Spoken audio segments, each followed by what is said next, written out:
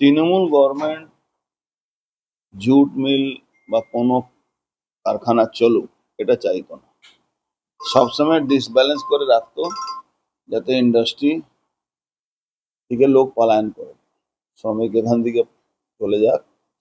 ওর সবটাই ওদের ভোট ব্যাংকের রাজনীতি ছিল। একটু বুদ্ধি খাটিয়ে যদি ডিসব্যালেন্সটাকে ব্যালেন্স করতে পারে, কোনো ইন্ডাস্ট্রি এখানে বন্ধ হবে না। কিন্তু দুর্ভাগ্য, তৃণমূল বা এর আগে সিপিএম এটা চাইনি। যাই হোক, আমরা দায়িত্ব পেয়েছি, আমরা চেষ্টা করেছি। 10ই জুলাইয়ের মধ্যে ম্যাক্সিমাম মিলটা খুলে যাবে, এরকম কথাবার্তা চলছে। আর যে একটা বড় আকারে ডিসব্যালেন্স আছে ওই চাষিদের মধ্যে, মাঝখানে জেসিআইকে জুট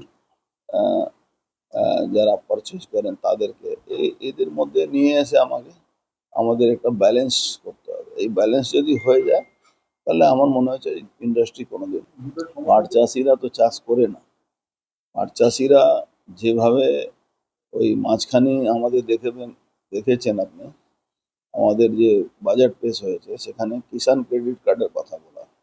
এই যদি কিষাণ ক্রেডিট কার্ড যদি থাকে তাদের কাছে, তারা তো ফড়িয়াদের কাছ থেকে, দালালদের কাছ থেকে পয়সা নিতে হবে না, তারা তো সরকারিভাবে মিনিমাম ব্যাংক ইন্টারেস্টে তারা ওই সুযোগ সুবিধাটা পাবে। কিন্তু দুর্ভাগ্য, তৃণমূল সরকার এটা করেনি, তার আগে সিপিএমও করেনি। জুট ইন্ডাস্ট্রি অবস্থা তো সিপিএম এর আমল থেকে খারাপ হতে হতে তৃণমূল আরো শেষ। প্রায় 18টা জুট মিল বন্ধ ছিল, যেখান থেকে 3টা অলরেডি খুলে গেছে, আর নেক্সট উইকের মধ্যে আরো অনেকটা খুলে যাবে।